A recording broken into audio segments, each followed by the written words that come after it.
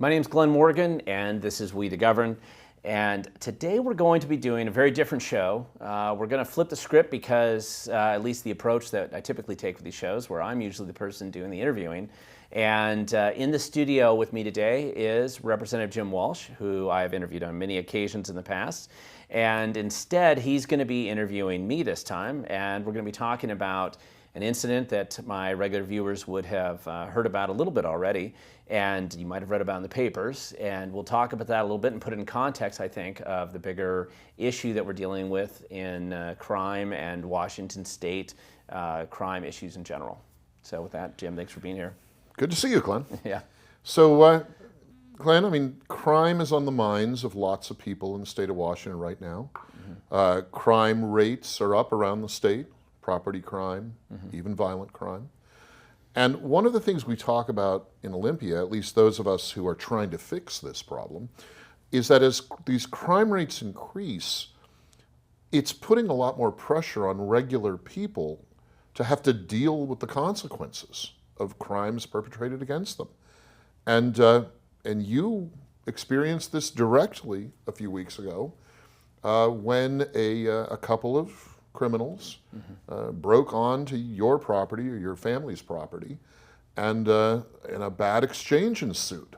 Right.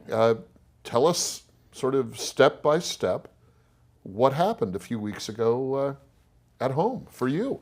Well, and thank you for kind of setting it up that way, because I've talked a lot about crime in general, just as public policy issues and problems in the communities around the state, and how surveys, right, are showing people are obviously becoming more and more concerned about it in the past. And it's a very different thing to talk about that in the abstract and then experience it yourself in a very personal way.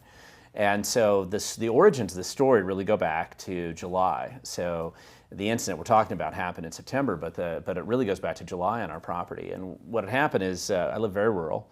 My driveway is about a half mile off the main road, so you're ways back there. And I live next to my brother and my dad, and we have kind of a family property. And behind us is thousands of acres of timberland. So it's a very rural piece of property. All our neighbors live rurally. And so as such, neighbors keep an eye on each other's places, and we keep an eye on each other as well. We always report to each other what's going on. And it was actually on a Monday because we had blocked our road off, the main road up to our house, because we were doing some construction work on it. We were just having to do some repairs on the road, and we blocked it off with cones and some other things. And my wife was coming back from scouting, of all things. It was a scouts night, so she had the kids with her, and this strange truck was coming down the road from our house. And that's highly unusual. This never happens.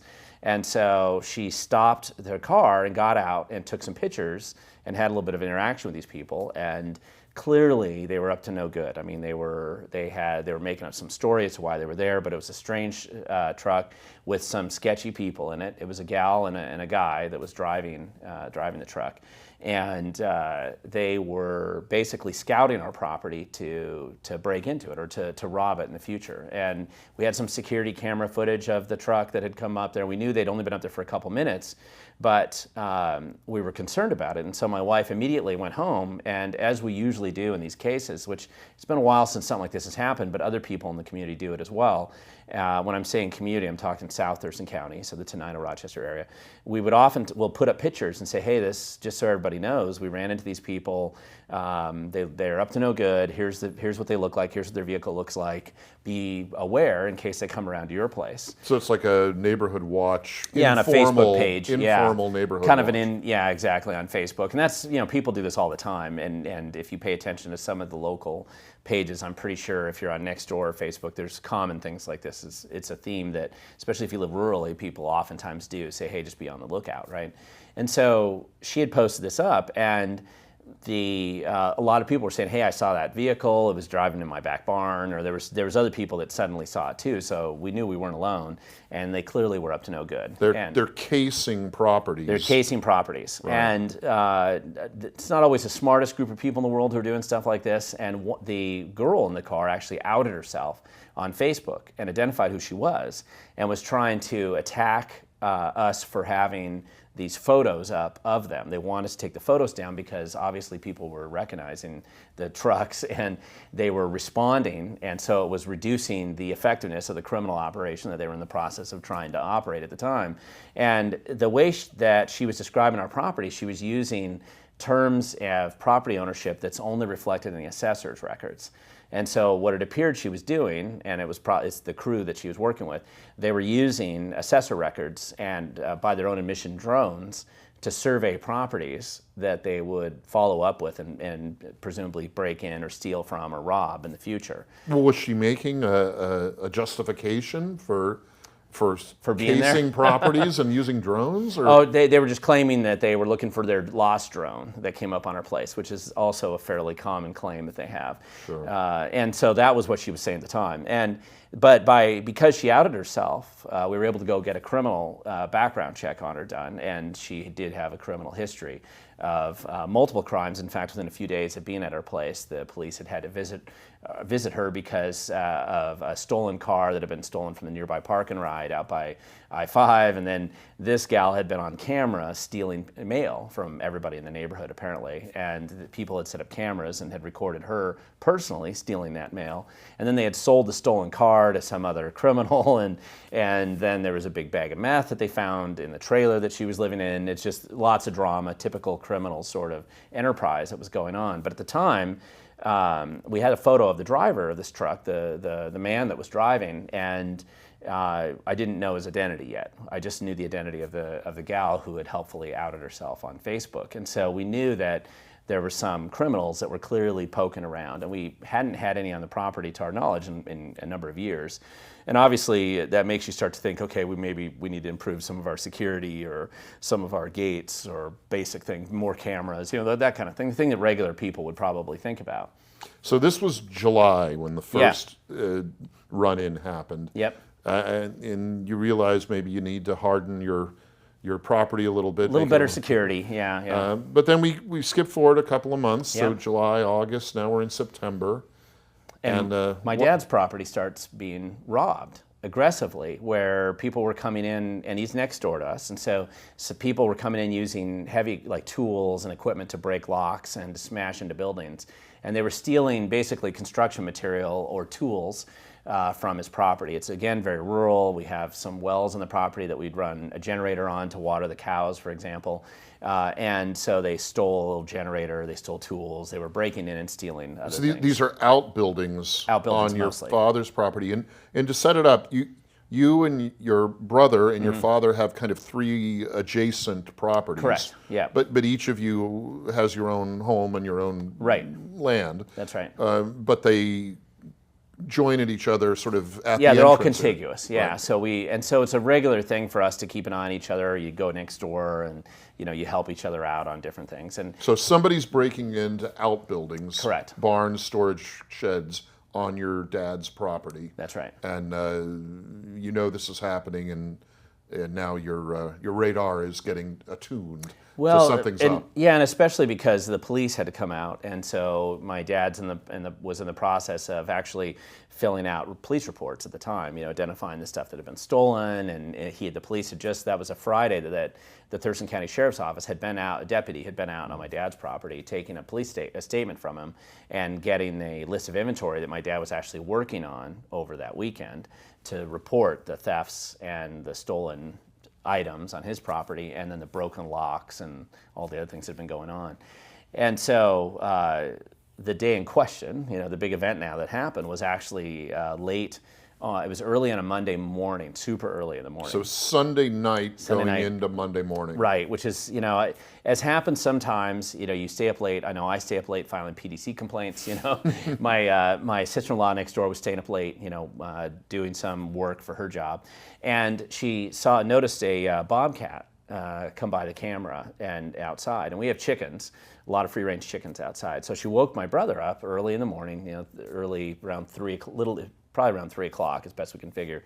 Told him to go outside and make sure that the boys, my nephews, that they close up the chickens. It's a common, rural living. rural living. You have tasks that and he wasn't sure if they closed them up, so he went out there to check on it. And he goes outside wearing shorts and a t-shirt and running shoes and a pistol just in case he ran into the bobcat.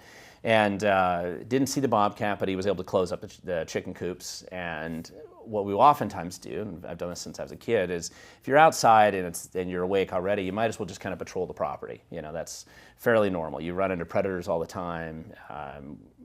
Predator management is a constant issue, especially if you have chickens, and so you're always dealing with them. Oftentimes, animals. I mean, we're talking bobcats, bobcats, coyotes, raccoons, possum, yeah. whatever's happening, whatever's killing the birds at that time. Sure. Because it's always something. And so I had lost a number of chickens already, and my brother had lost some in the past. He didn't want to lose any more, and so he's out there, and he heard some noises down on my dad's property. So he went down there to just see what was going on.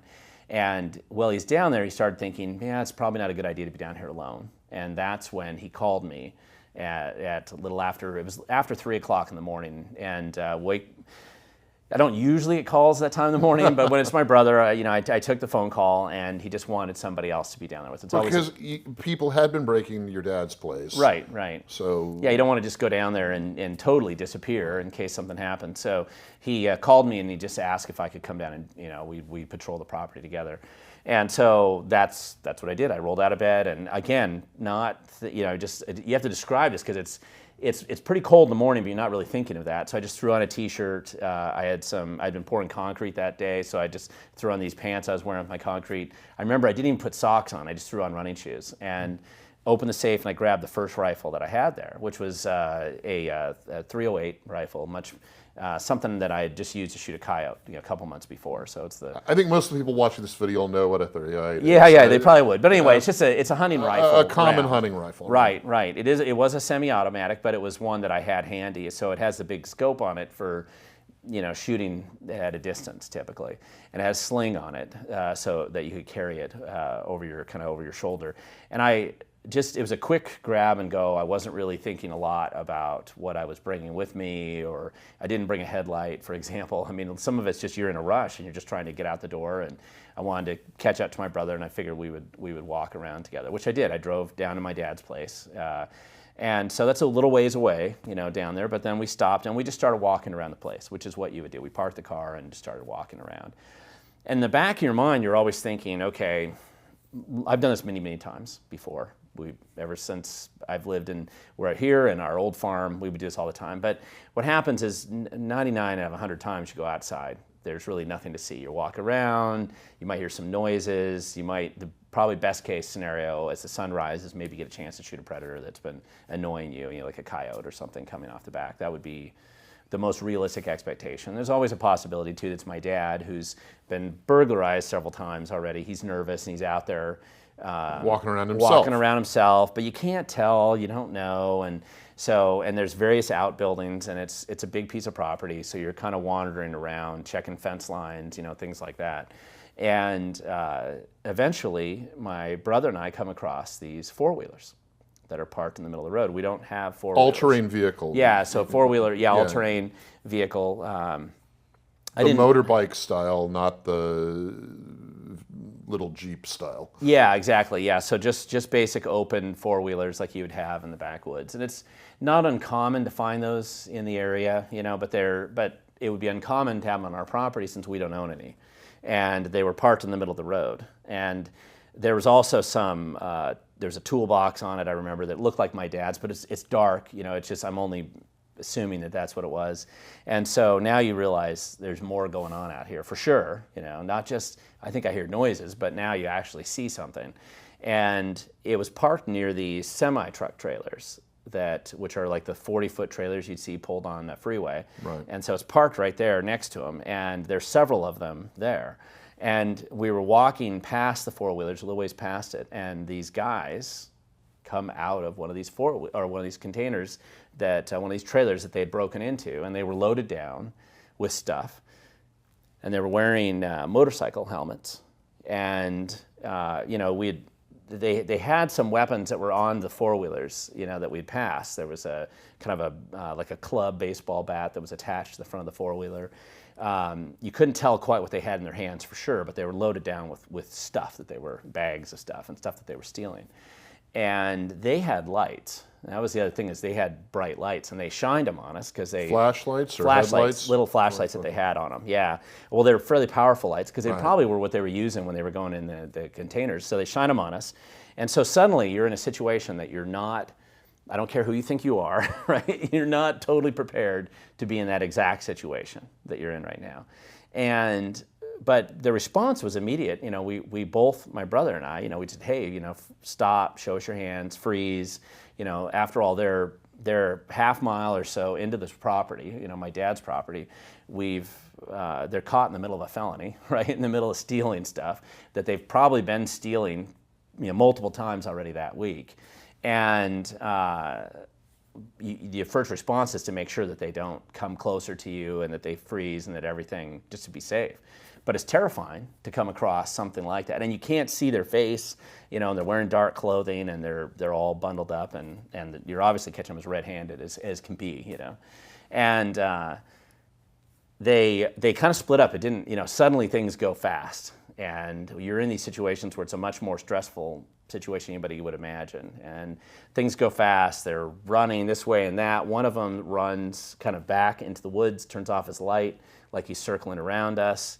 One of them runs to the four-wheelers, and the guy that runs the four-wheelers, where there was a club there, and he tries to grab this club, is what it looks like that he was doing, and then he's the one that turns and charges me.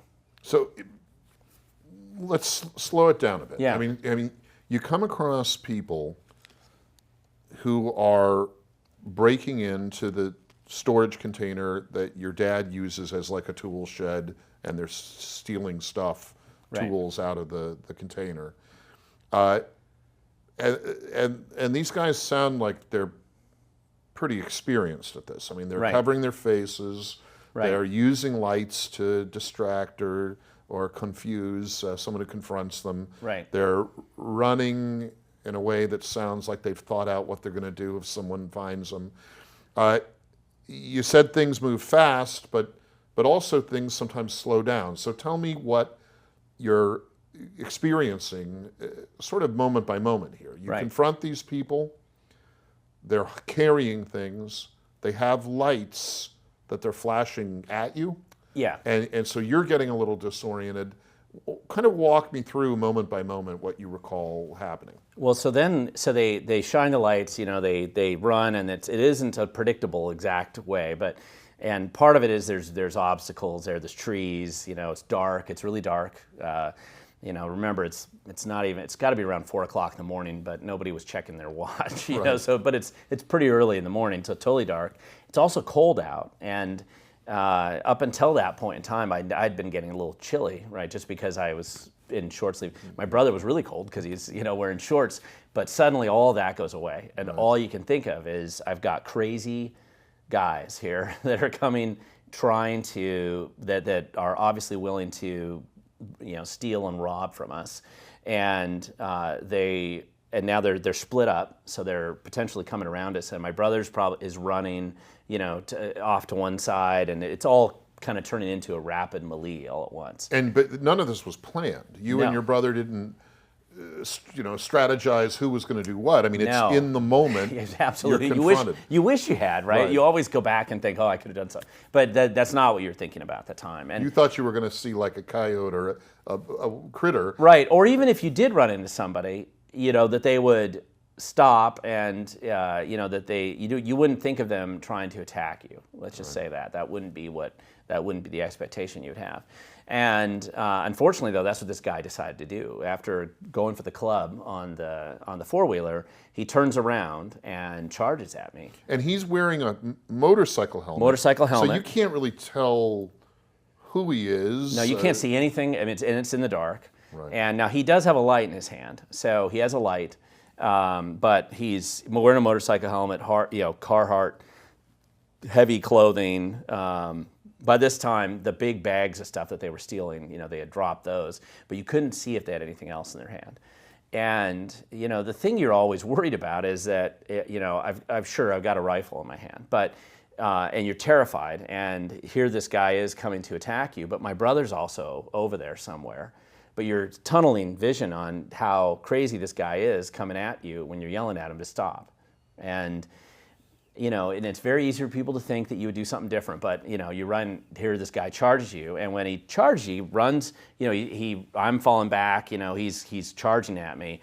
He runs into the rifle and the sling, and it discharges, and then suddenly it's very loud, and something like that happens, and he goes on the ground, but now suddenly the first thing I'm thinking is that my back is to this guy in the woods who's the other guy, right? The other guy now who's coming through the woods, who's just as scary looking as this guy, who it sounds like he's coming in on us. And all I can think of is that this guy has a light on the ground, we're lit up now here, and this other guy turned off his light, and he's coming in on us to So he can see you, but you can't see him. Exactly. And there's trees, there's these containers, the semi-truck trailers around, and so you're worried about this guy shooting you, on the ground, because now he's on the ground, he's wearing a helmet, you can't tell if he has another weapon on him, and he's going to shoot you in the back. So I'm trying to protect my brother and have my brother quickly check him for weapons, make sure he doesn't have any weapons on him. Was your brother armed too? He was. He had a pistol. Right. Yeah. But this is the normal routine. Right. When you're going to walk the perimeter, you usually have some kind of firearm with you. You always have a firearm with you. You always. I don't ever remember a time walking around my property where I didn't have a firearm with me, and it'd be foolish for you to ever go out without one, because that's inevitably the time that you're going to deal with a predator issue. It's not typically the time you're going to run into career criminals on your property, right. but you're just, and we're not alone. I mean, that's the way a lot of people, I think, who live rurally, certainly where I live, would patrol their property that way. So that's not unusual that we had firearms with us. It's just unusual the situation that we're in. So your brother now is going to check the guy who's down for weapons, see if he has weapons, right? And you're trying to think about the other guy, right? Yeah, and I'm more worried now about this other guy coming in on it. Now, the other thing that was scary was that because of the impact, the rifle actually didn't fully eject the shell. Didn't cycle through. So I didn't even realize it. So it was actually jammed at that time. And but you're so focused on, I just presumed it would have cycled another round, didn't check, didn't think about it, it's dark, and all I'm doing is I'm watching with this other guy. If this other guy had come in on me, I would have realized I had no round. Couldn't fire again. Couldn't fire right away. I would have had to cycle it, and that would have been a nightmare. But the other guy didn't come in. He did not come. He was trying to for a while, as best we could tell, and I just kept expecting to hear him try to shoot at us or do something, from the woods. And it's just a terrifying experience. It's very hard to explain how concerned you're. Beforehand you were kind of cold. Right now you're just. The temperature is not even on your mind. All you're worried about is protecting yourself and making sure that you survive, right, the next X number of minutes that you have. And you don't know whether the guy or the other guy is armed or not. You don't know. Right. You have no idea who they are because their faces are completely Correct. covered, their heads are covered. That's right. So you really are operating with minimal information. That's right. At this point in time. Yeah, you have no information other than what you've just experienced. Okay. And we did take his helmet off, because I wanted to see, who this guy was. And as it turns out, this guy was the driver of the truck that had been on our property that we'd wondered about. So this is not a random thing. No, this was targeted. This was a professional, or at least semi-professional crew. Right. And this was a planned operation. That's right. And, one of the things I did do is I took his wallet out and I looked at his driver's license because I wanted to know who this guy was. And while we were waiting for the police, and I took a picture of the driver's license. Back up a bit. Yeah. So your brother checks him to see if he has a weapon, takes off his helmet. Right. He's on the ground. He has been shot. So right. He's at least immobilized somewhat. Right, right. But he's not dead. Right. No. Is he moaning? Is he crying? He was saying I'm sorry, and so some other things. But right. It was about it. But he wasn't making a lot of sense. He was probably on drugs. Stunned or high. Yeah, right. Yeah. He was probably on some kind of drugs. Mainly, I'm just wanting to make sure he's not using his hands to do anything. Yeah. So you call the cops at this point. Well, we couldn't even call the police directly because I had had this experience before where if we called them directly, they'd never find us. We're so rural, the property's big enough that they wouldn't even know how, it'd be hard for them to come back to us.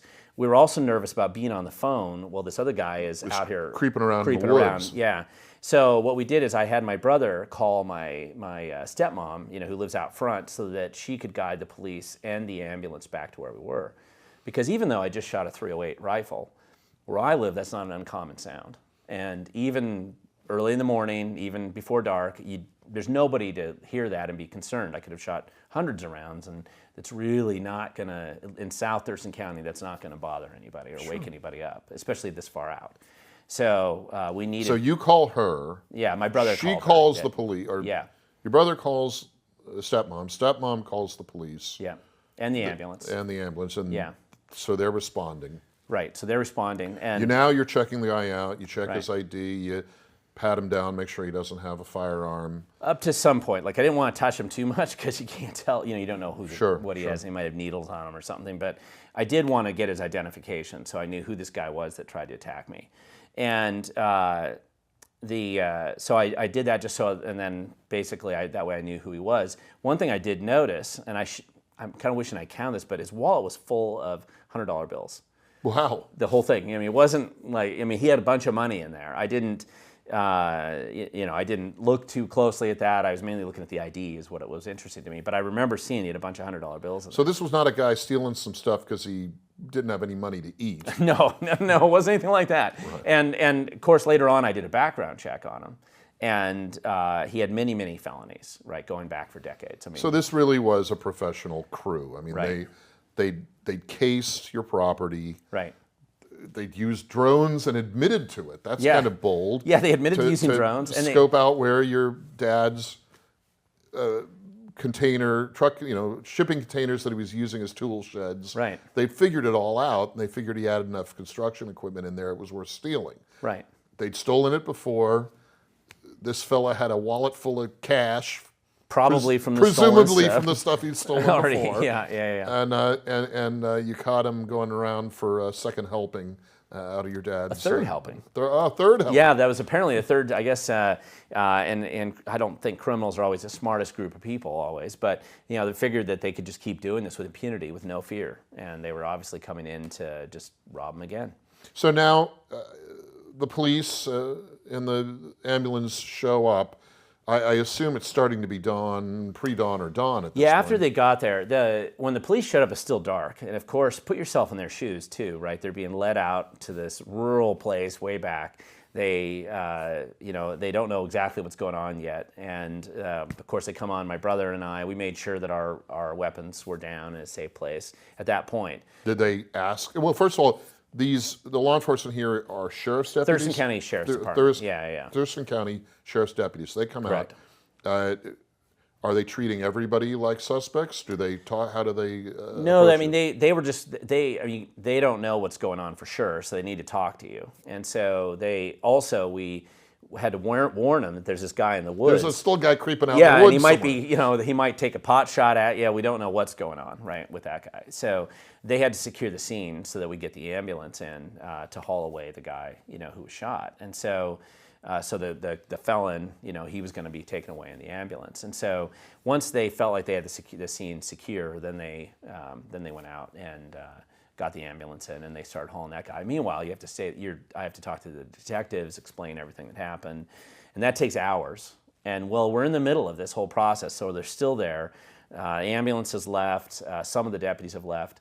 The guy that was trying to come in the woods, he decides to come out next to my dad's place and actually attacks their dog, trying to get away apparently. And neighbors come out, and they have their phone cameras on them, right? And they're calling the police in, and so the police are still there.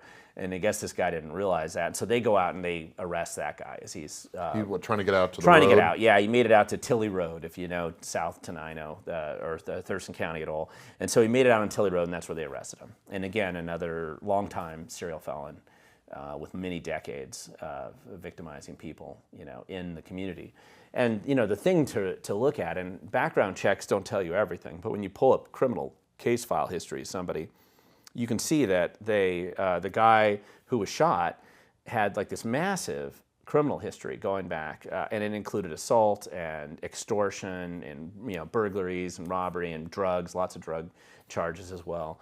And that is all he has done for many years. He was 50 years old, and so he's not a young guy. So a true career criminal. Yeah, that's literally all he did. And apparently the same thing with the other guy. And so, and of course the gal who was helping them spot properties and who outed herself on Facebook as part of their crew, same with her, right? Just these are career criminals. Now she's a bit younger, so she hasn't had time enough to rack up quite as many felonies as the rest of them. But nevertheless, that's what they were doing. It's just coming out, and not just us, they were hitting, presumably many of our neighbors, because we have had an increase of crime just generally in South County.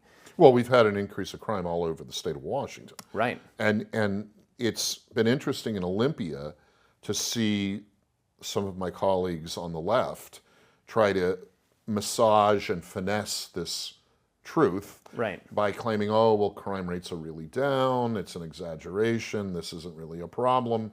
And I know that in my district, which is adjacent to where you live, the real people, normal people, know that's blarney and that crime is getting worse. And I think they are greatly concerned about having it literally come home to their property the way it did to you.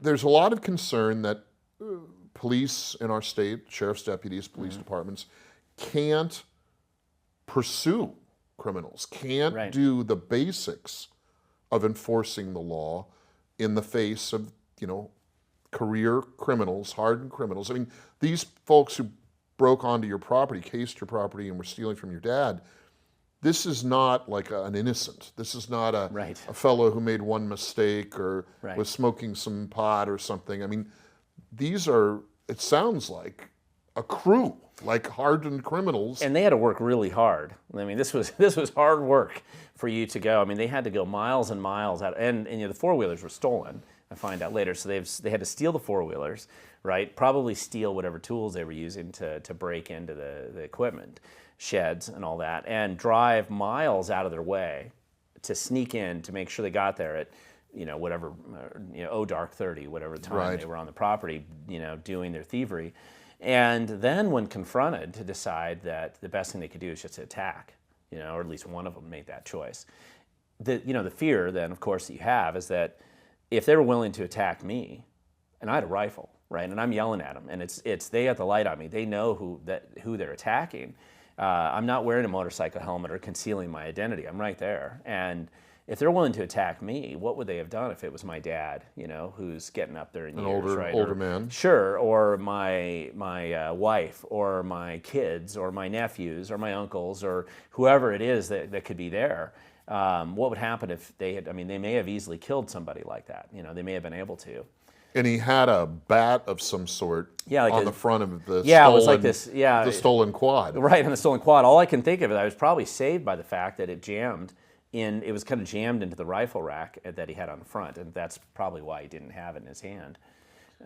So violent. I mean, he chased you down. He assaulted you. Willing to be violent. Willing to be violent if they need to be. Clearly.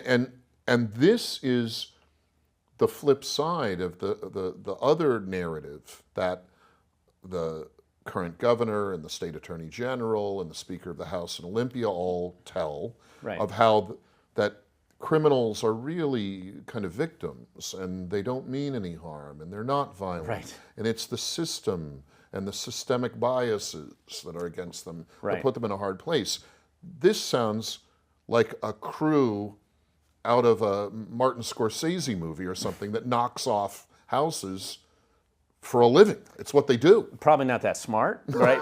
As they would present them. But yeah, that's clearly, judging by just the criminal history alone, that this guy's victimized hundreds of families just in our community, Lewis County, Grays Harbor, Skamania. I mean, he'd been arrested and all over the place. All over the place. Wow. Yeah, just as if you have something he can steal or attack or something, and his charges did include things like extortion and assault. So it wasn't violence is mixed in with the thievery, and drugs, of course, everywhere. Drugs everywhere, and that's the problem is you have a small percentage of the population, as we've seen, this is an example of that small percentage of the population that commits the vast majority of crimes.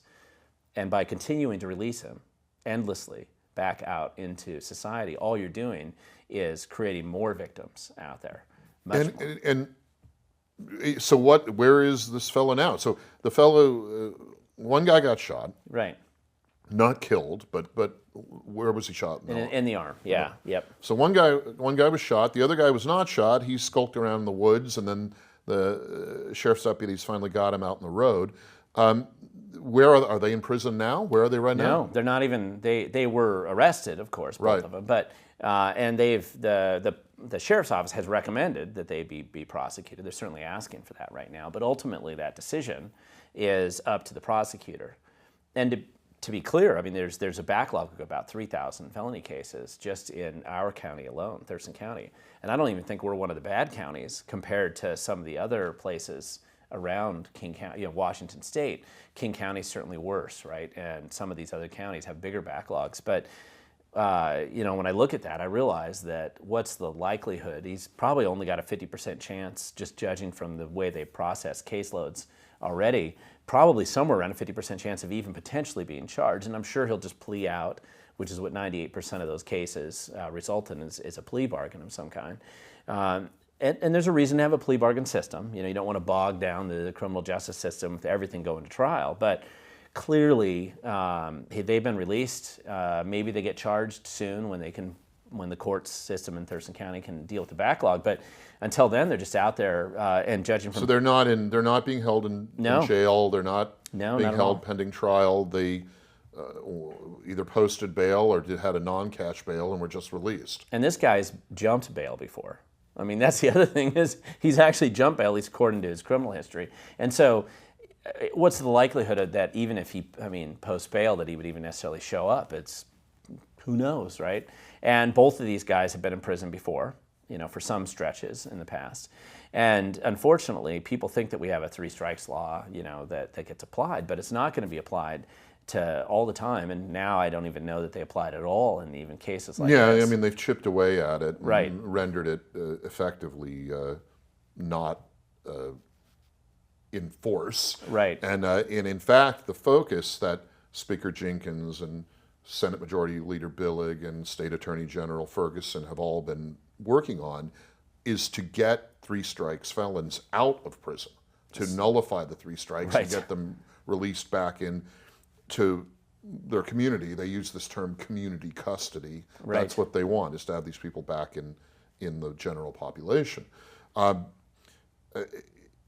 Now, when we talk about these kinds of things, when we walk away from the incident that you lived through, and we begin to talk about the abstract policy and the 3 strikes and who's in prison and who's not, a lot of the focus at the policy level is on the county prosecutors. And you already mentioned that in Thurston County, the prosecutor has a backlog of cases, and you hear the same in most counties.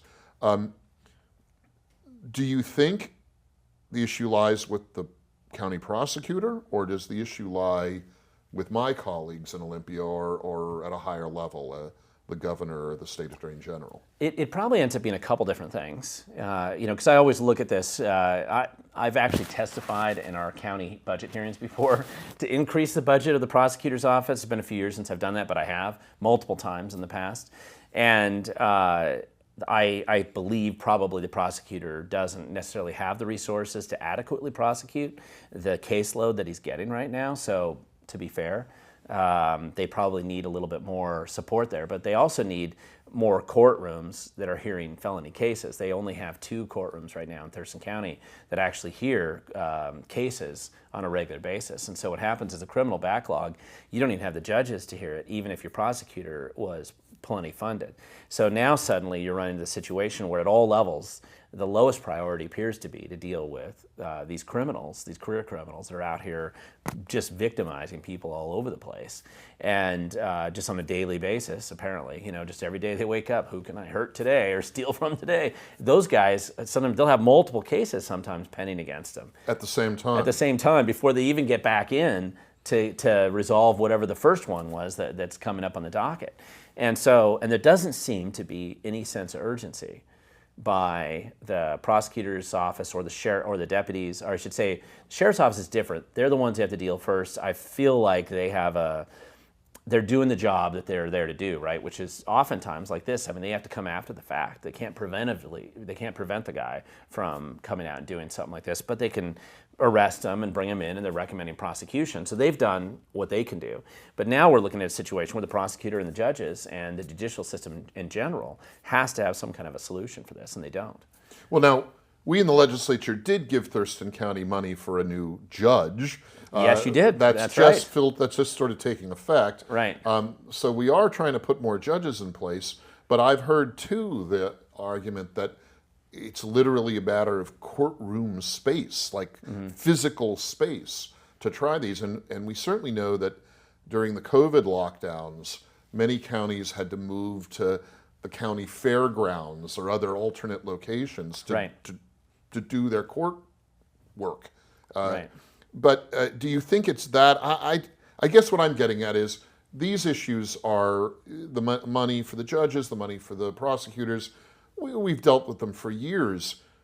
The current spike in property crimes that's translating into what you experienced is new. I mean, this spike is a year, maybe 2 years old. We've seen this uptick recently.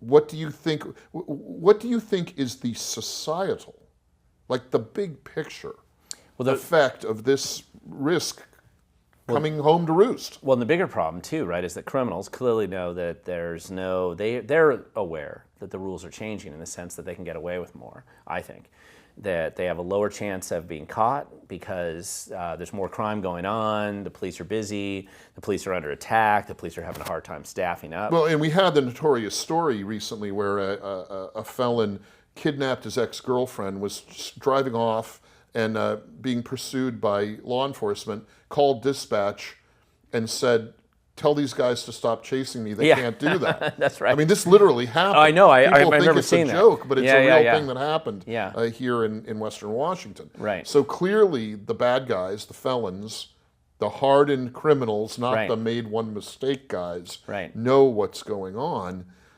What does this do to the fabric of our state? Well, it's terrible because then you have a lot of people live in fear, right? And so it creates this climate of fear, which criminals prey on, and they thrive in that environment. Now they have this opportunity to use that fear, and they just keep going out knowing they can get away with victimizing more and more people, knowing that even if the police catch you, the prosecutor's probably not going to prosecute you, and if you finally looks like you're going to have to go to court, you can just plea out to a substantially less significant crime, knowing that you're probably not going to serve any time, and you can just keep going out and doing it again. We see that in downtown Seattle, most obviously, where you have individuals that have been arrested over 100 times, right? So it's just frequent flyers. Frequent flyers, they call them. Yeah, and these guys were referred to as frequent flyers as well. So I know that's how the law enforcement referred to them.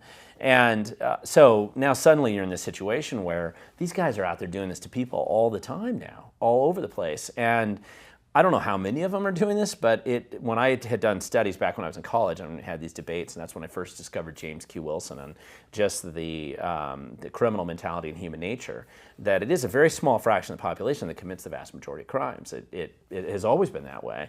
And so if you don't address that small fraction of the population, then the amount of crime and victims that you have only escalates and increases. Geometrically, because it's like a multiplier. Correct. It's the same small group getting very busy. Correct, yeah, deciding that this is, it's Christmas for meth heads or whatever, right? And they're out there doing whatever they can to steal as much as they can or attack people. And just because somebody's been caught or convicted for burglary doesn't mean they won't commit worse crimes. And just because somebody is a murderer doesn't mean they won't burglarize as well, right? Criminals don't just commit crimes within a narrow spectrum of behavior. They're oftentimes a full spectrum sort of, depending on the opportunity, they'll do whatever they have to do.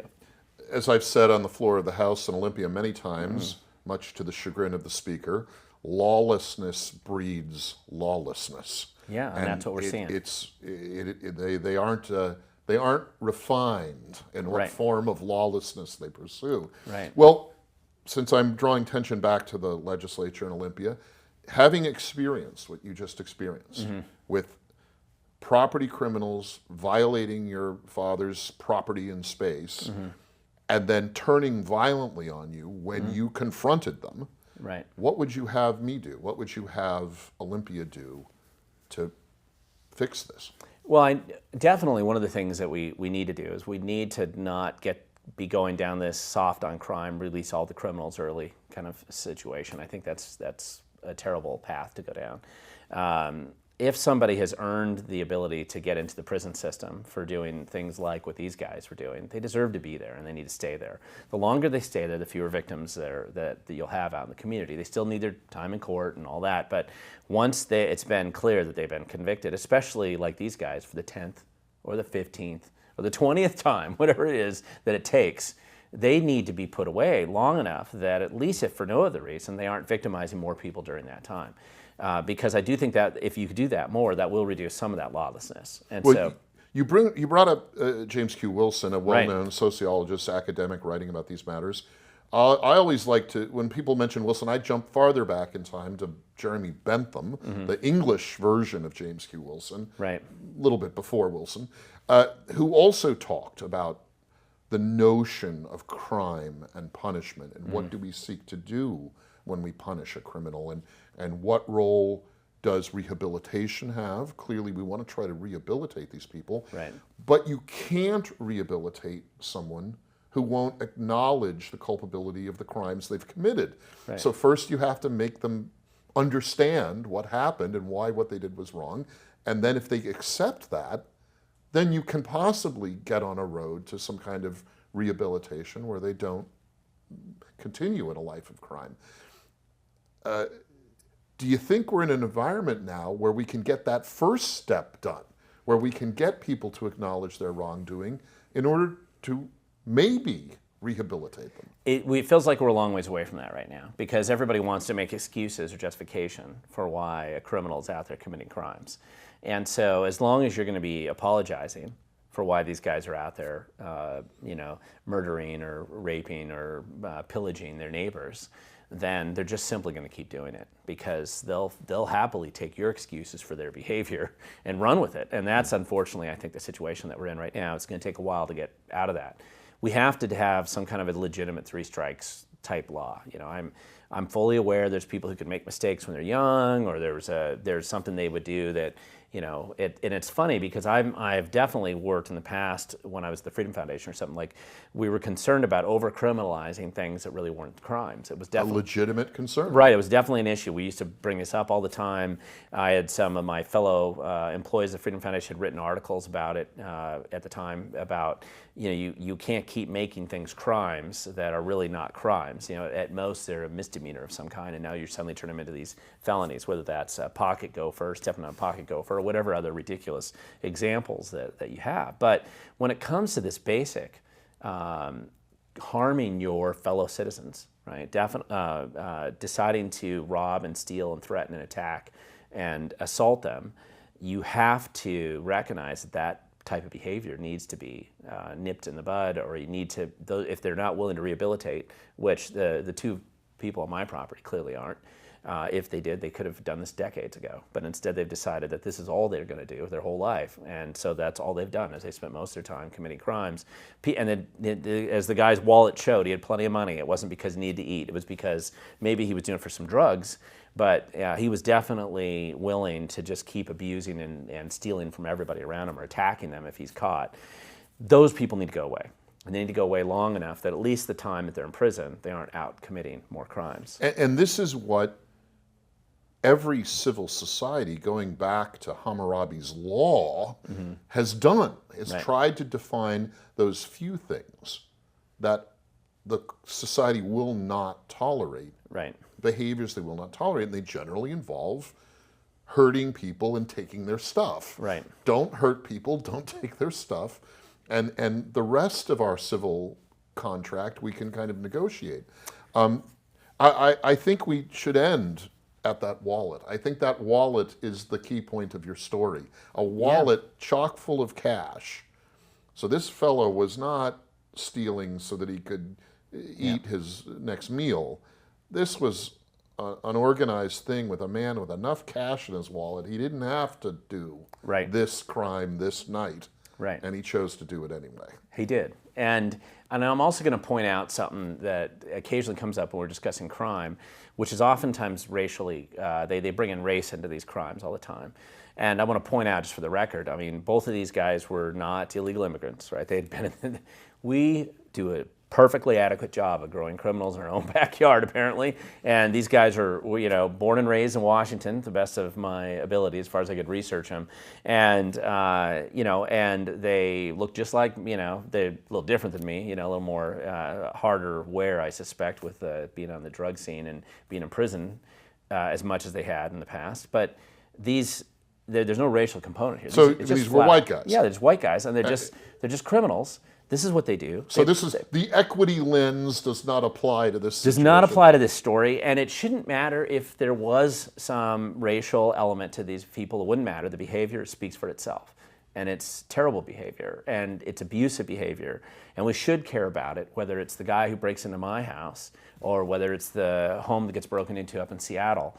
These crimes we've got to start addressing, and we've got to start addressing the criminals. The criminals need to be punished, and they need to be put away, and the society needs to be protected from the criminals. And when the justice system's breaking down and it's unable to address that problem in any way that people would recognize as being adequate, that's when you start to run into these really difficult and decaying situations, which I think we're dealing with in Washington. I look at it this way.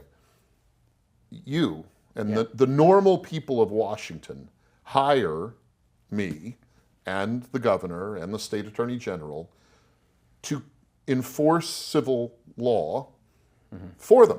Right. You create a government in order to have a civil society, and the government's main job is to enforce the basic standards of civil behavior for everyone, right? Evenly across the board. And when the government can't enforce the basic rules of civil society, it's not doing its job, and it's putting the weight, the burden, back on ordinary people.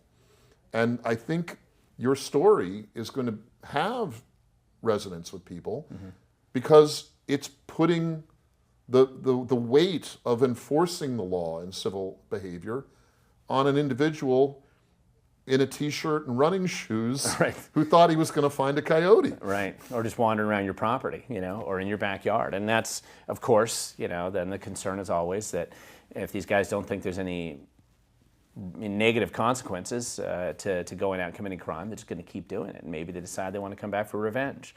Maybe they decide they want to come back and maybe they'll do something worse next time. And these are the things that we should get ahead of it and just address it now. Well, at least the one guy's probably going to think a little bit twice about hopefully doing it. A little bit more than twice, So, but there's always others, and they have to be addressed. I'm hoping that we're able to find better solutions than our ridiculous approach that has been a fad lately. Currently, it's not working. Well, I'm glad you're well. I'm glad your brother is well, and your dad, and your families are okay. And I'm glad you were able to stop a crime in progress on your property. Well, thank you so much for being willing to come in here, Jim, and as always. It's a rare thing I get to ask the questions. Yeah, that's true. That's true. Well, for that, I think we'll wrap this up. Thank you guys for watching We the Govern, and we'll have more of some of our regular programming probably coming up soon. Feel free to make any comments you might have down below. And yes, I am a strong supporter of the Second Amendment, and I think that everybody should be. And sometimes we get reminders every now and then as to why we even have it in the first place. So thank you so much for watching, and just remember, the future belongs to those who show up.